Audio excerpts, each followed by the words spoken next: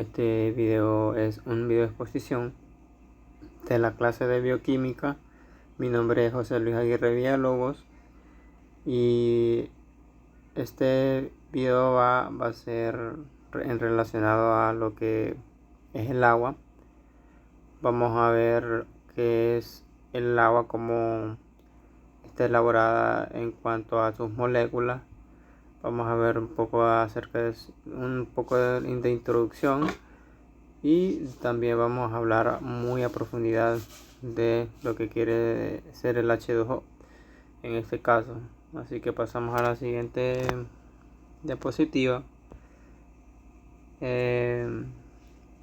Vamos a dar una breve introducción que nos dice que en muchas ocasiones el agua no se le considera un nutriente porque no sufre cambios químicos durante su aprovechamiento biológico, pero es un hecho que sin ella no pueden llevarse a cabo las innumerables transformaciones bioquímicas propias de todas las células activas, desde una sencilla bacteria hasta el complejo sistema del organismo del hombre.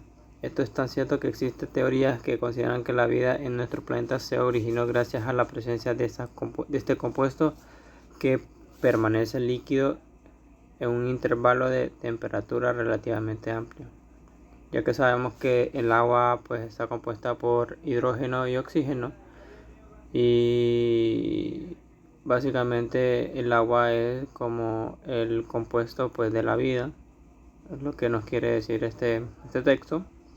Y siguientemente nos dice que por mucho el principal constituyente de todos los tejidos vivos es el principal constituyente de todos los tejidos vivos, ya que representa generalmente el menos el 60% de su composición.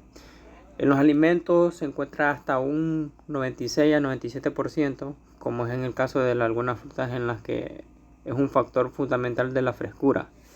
Incluso muchos deshidratados que en apariencia son totalmente secos contienen un 10 a 12% de ella, y solo en la sal común y en el azúcar de mesa no existe. El agua influye en las propiedades de los alimentos, y a su vez los componentes de los alimentos influyen en las propiedades del agua que más adelante se menciona.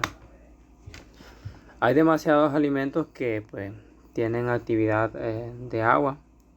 En este caso está la sandía, que la sandía es muy rica en cuanto a sus nutrientes, y en cuanto también a ser una fruta que sea muy hidratante, ya que contiene una alta actividad de agua. Y hay muchos procesos de alimentos que necesitan que la actividad del agua sea mínima, y más que todo en lo que son las frutas tienen un alto porcentaje de actividad de agua. Pasamos a la siguiente diapositiva. Vamos a ver las propiedades del agua. Vamos a ver cómo está constituida, el tipo de hibridación, y vamos a ver acerca también del puente de hidrógeno. Vamos a seguir con la siguiente diapositiva, que nos dice cómo está constituida una molécula de agua. Su molécula está constituida por dos átomos de hidrógeno unidos en forma covalente y uno de oxígeno. Es altamente polar, no es lineal y crea estructuras tridimensionales debido a la hibridación de las órbitas moleculares. Hay muchos tipos de hibridación. En este caso está la hibridación 1sp del hidrógeno, que comparten dos electrones con las híbridas sp3 del oxígeno. A su vez, este elemento tiene un par de electrones libres considerados como dos fuerzas separadas que junto con los dos enlaces covalentes establece una molécula con una forma imaginaria de tetraedro. Y el puente de hidrógeno nos dice que no es un enlace químico propiamente, sino una atracción electrostática que se produce cuando dos átomos negativos de compuestos polares se unen mediante uno de hidrógeno, de tal manera que solamente participan los elementos más electronegativos, como ser el nitrógeno, el flúor y el oxígeno. En este caso el agua tiene muchos puentes de hidrógeno, el cual estos puentes de hidrógeno, como nos dice, son son atracciones electrostáticas que atraen pues a las moléculas de hidrógeno y oxígeno. Pasamos a la siguiente diapositiva. Vamos a hablar de las propiedades del agua. Siguiendo, aquí se mira gráficamente como es una molécula de agua, también una molécula de agua con una hibridación sp3, y también posteriormente está la del puente de hidrógeno. Si se fijan, ahí hay como unos tipos de líneas que en esos tipos de líneas pues se quiere decir que es el puente de hidrógeno, y las cuales estas unen a las moléculas entre sí. Vamos a hablar de las propiedades físico-químicas del agua. Está el calor de evaporación, el calor específico y el calor de fusión. Las propiedades físico-químicas del agua nos dice que la evaporación representa la energía necesaria para transformar 1 kilogramo de agua líquida en vapor a 100 centígrados, a la que se requiere para romper las fuerzas atractivas de tal manera que las moléculas individualmente puedan escapar y pasar de forma gaseosa. Hay muchos, por ejemplo, este proceso de vaporización, que básicamente lo que es la vaporización es pues reducir en cuanto al solvente, en este caso el solvente, reduce el solvente y pues aumenta lo que es el soluto. En este caso también existen pues evaporadores que pues hacen este tipo de procesos para algunos alimentos, algunos líquidos que introducen dentro de ese evaporador industrial. Vamos a pasar a lo que es el calor específico, que nos dice que el calor específico del agua indica la necesidad de aplicar mucha energía para incrementar su temperatura, ya que una buena proporción se consume en vibrar la molécula debido a su gran momento dipolar y a romper los puentes de hidrógeno, pero no a calentarlo. Está el calor de fusión, que es necesario disipar pues para cambiar el agua líquida a hielo a 0 centígrados. Esta propiedad se hace patente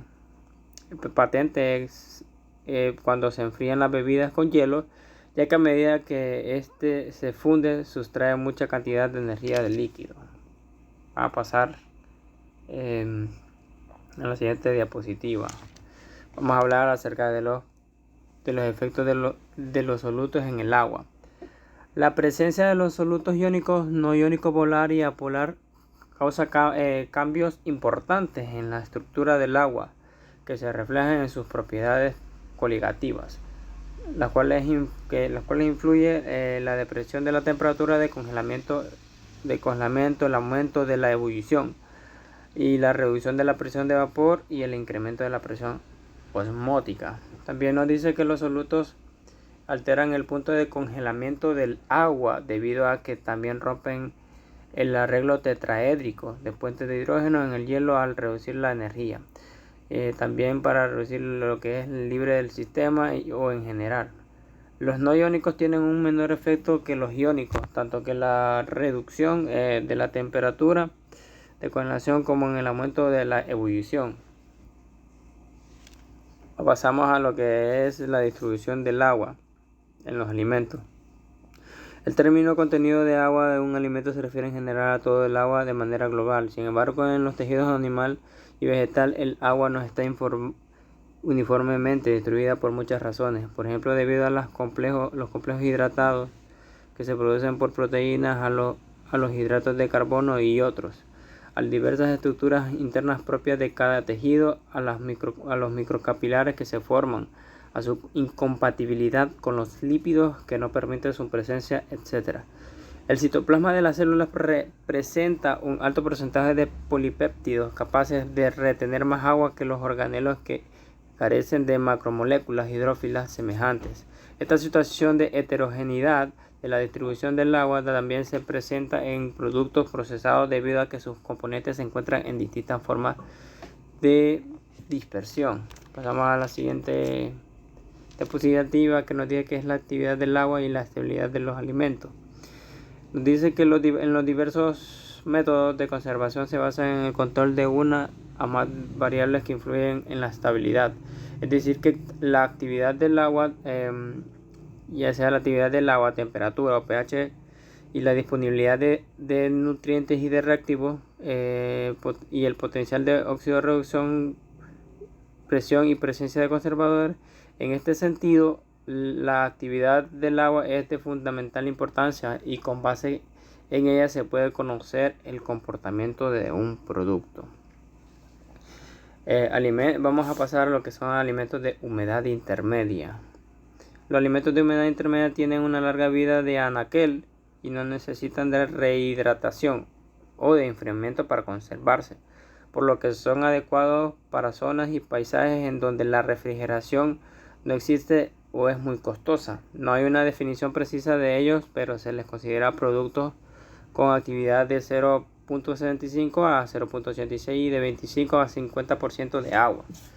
Hay que recordar que el agua es muy importante para la conservación de alimentos, porque hay muchos alimentos que requieren pues de tener un ambiente congelado, y en ese caso pues ahí es donde entra la humedad, donde entra también la actividad del agua, que puede ser reducida o de forma que se enfríe o llegar a un grado de congelación y poder conservar de manera correcta los alimentos.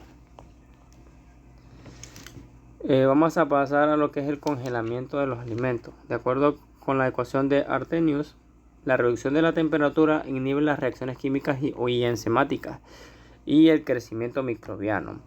Que esto quiere decir de que a la hora de congelar nuestros alimentos, nosotros pues reducimos el crecimiento microbiano.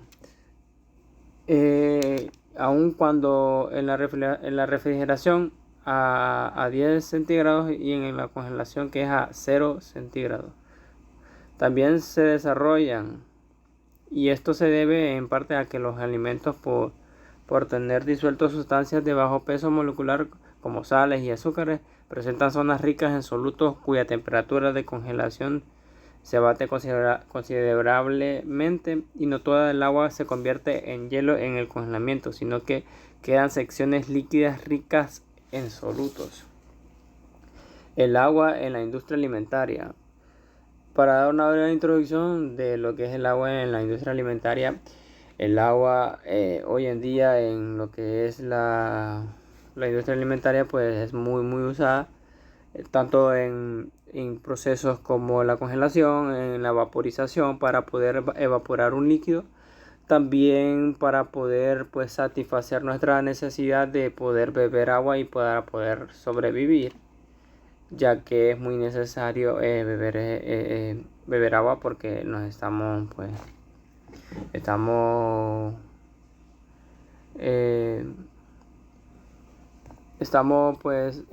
arraigados a lo que es el agua porque es una fuente de vida. Entonces el agua para lo que es la industria en general, lo que es cualquier industria, ya sea alimentaria o industrial, pues es muy necesaria. Y la verdad nosotros como ingenieros agroindustriales nos compete hablar mucho de esto porque lo utilizamos mucho en cuanto a los procesos alimenticios. Y de acuerdo con, nos dice que de acuerdo procesos alimenticios. Seguimos a la siguiente. Esto ha sido todo. Esto ha sido todo mi exposición. Espero que les haya gustado.